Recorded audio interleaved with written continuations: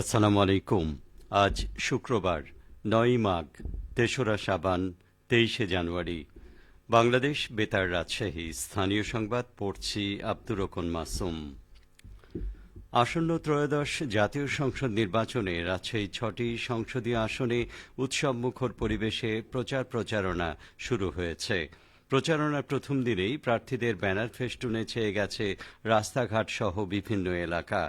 নেতাকর্মী ও সমর্থক সহ প্রার্থীরা ছুটছেন ভোটারদের কাছে, দিচ্ছেন নানা প্রতিশ্রুতি। নির্বাচনে এই প্রচারণা রূপ নিয়েছে উৎসবে। গতকাল সকাল থেকে রাত পর্যন্ত প্রার্থী ও তাদের নেতাকর্মীরা এই প্রচারণায় অংশ নেন। রাজশাহী ২ সদর আসনের বিএনপি মনোনীত প্রার্থী ও চেয়ারপারসনের উপদেষ্টা মিজানুর রহমান মিনু নগরীর ১৫ নম্বর ওয়ার্ড সোপুরা এলাকায় নেতাকর্মীদের নিয়ে গণসংযোগ করেন। তিনি ভোটারদের হাতে হাতে ধানের শীষের লিফলেট তুলে দেন। গণসংযোগকালে মিনু বলেন, বিগত ফ্যাসিস্ট সরকারের আমলে সুখী ও শান্তির নগরী রাজশাহীকে অনিরাপদ করে তোলা হয়েছিল। আগামী দিনে সবাই মিলে আমরা রাজশাহীকে বাসযোগ্য নিরাপদ করে গড়ে তুলব। এদিকে রাজশাহী ১ আসনে বিএনপির প্রার্থী মেজর জেনারেল অবসরপ্রাপ্ত শরীফুদ্দিন ও জামায়াত মনোনীত প্রার্থী অধ্যাপক মুজিবুর রহমান নেতাকর্মীদের নিয়ে গণসংযোগ করেন। রাজশাহী ৩ আসনে বিএনপির প্রার্থী অ্যাডভোকেট শফিকুল হক মিলন ও জামায়াতের প্রার্থী আবুল কালাম আজাদ প্রচারণা চালান। রাজশাহী ৪ আসনে বিএনপির প্রার্থী ডিএম জিয়াউর রহমান ও জামায়াতের প্রার্থী ডা আব্দুল বারী, রাজশাহী ৫ আসনে বিএনপির প্রার্থী অধ্যাপক নজরুল ইসলাম ও জামায়াতের মঞ্জুর রহমান এবং রাজশাহী ৬ আসনে বিএনপির প্রার্থী আবু সাইদ চাঁদ ও জামায়াতের প্রার্থী নাজমুল হক গণসংযোগ করেন। এ দুই দলের প্রার্থী ছাড়াও বিভিন্ন রাজনৈতিক দলের প্রার্থী ও স্বতন্ত্র প্রার্থীরা দিনভর প্রচারণায় ব্যস্ত ছিলেন। কারা মহাপরিদর্শক ব্রিগেডিয়ার জেনারেল সৈয়দ মোহাম্মদ মোতাহের হোসেন বলেছেন, কারাগার হবে একজন বিপদগামীর জন্য সংশোধনাগার। এ দায়িত্ব পালনে কারারক্ষীরা সদা সচেষ্ট থাকবে এবং নিজেদের সর্বোচ্চ ত্যাগ দিয়ে তা যথাযথভাবে পালনে দৃঢ় প্রতিজ্ঞাবদ্ধ থাকবে। প্রতিটি ক্ষেত্রে সর্বশক্তিমান সৃষ্টিকর্তার উপর আস্থা রেখে দায়িত্ব পালনে এগিয়ে যেতে হবে। গতকাল রাজশাহী কারা প্রশিক্ষণ কেন্দ্রে ৬৩তম ব্যাচ কারারক্ষী বুনিয়াদী প্রশিক্ষণ কোর্স সমাপনী কুচকাওয়াজ অনুষ্ঠানে নবীন কারারক্ষীদের উদ্দেশ্যে এসব কথা বলেন তিনি। কারা মহাপরিদর্শক বলেন, কারা বিভাগ বাংলাদেশের একটি সুপ্রাচীন প্রতিষ্ঠান। ১৯৭১ সালের মহান মুক্তিযুদ্ধের পর বাংলাদেশ জেলের যাত্রা শুরু হয়।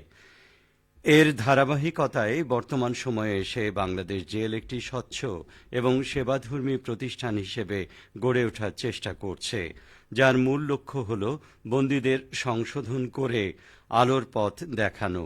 সমাপনী কুচকাওয়াজ অনুষ্ঠানে ৬৮৭ জন কারারক্ষী অংশ নেন।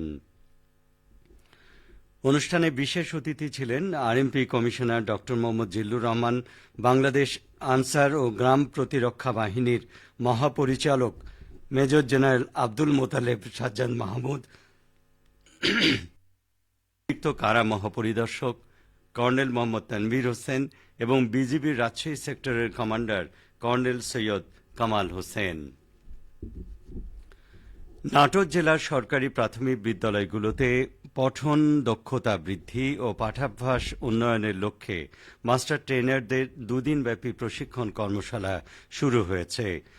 গতকাল স্থানীয় একটি রেস্তোরাঁয় উন্নয়ন সংস্থা রুম টু রিড আয়োজিত কর্মশালার উদ্বোধনী সেশনে প্রধান অতিথি হিসেবে উপস্থিত ছিলেন নাটোর জেলা প্রাথমিক শিক্ষা অফিসার মোহাম্মদ আব্দুল হান্নান।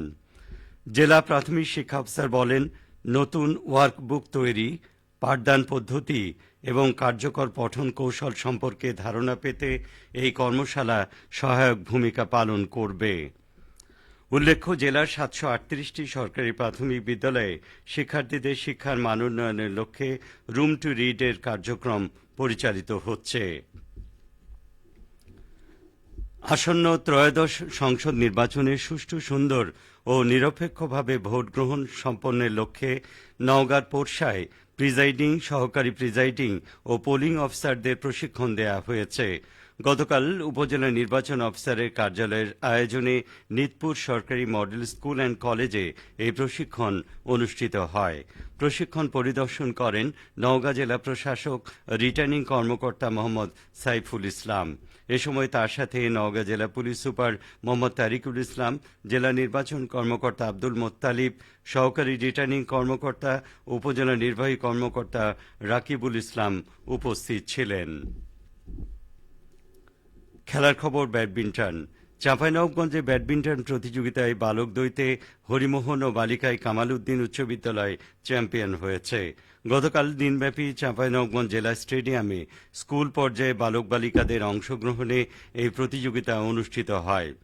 চূড়ান্ত খেলায় বালক দ্বৈতে হরিপুর উচ্চ বিদ্যালয় দলকে ২-১ সেটে পরাজিত করে হরিমোহন উচ্চ বিদ্যালয় দল চ্যাম্পিয়ন হয়। এককে ফুলকুড়ি ইসলামিক একাডেমি দলকে ২-০ সেটে পরাজিত করে গ্রিনভিউ উচ্চ বিদ্যালয় চ্যাম্পিয়ন হয়। অপরদিকে বালিকা দ্বৈতে নবাবগঞ্জ সরকারি বালিকা উচ্চ বিদ্যালয় দলকে ২-০ সেটে পরাজিত করে কামাল উদ্দিন বালিকা উচ্চ বিদ্যালয় এবং বালিকা এককে হরিপুর বালিকা উচ্চ বিদ্যালয় দলকে ২-১ সেটে পরাজিত করে যাদবপুর দুর্গাপুর উচ্চ বিদ্যালয় দল চ্যাম্পিয়ন হয়। বাংলাদেশ ক্রীড়া পরিদপ্তরের বার্ষিক ক্রীড়া কর্মসূচির আওতায় চাঁপাইনবাবগঞ্জ জেলা ক্রীড়া অফিস এ প্রতিযোগিতার আয়োজন করে। সবশেষে আবহাওয়া। আজ সকাল ৬টায় রাজশাহীতে তাপমাত্রা ছিল ১০.৯ ডিগ্রি সেলসিয়াস। এই সময় বাতাসে আর্দ্রতার পরিমাণ ছিল ৯৭%।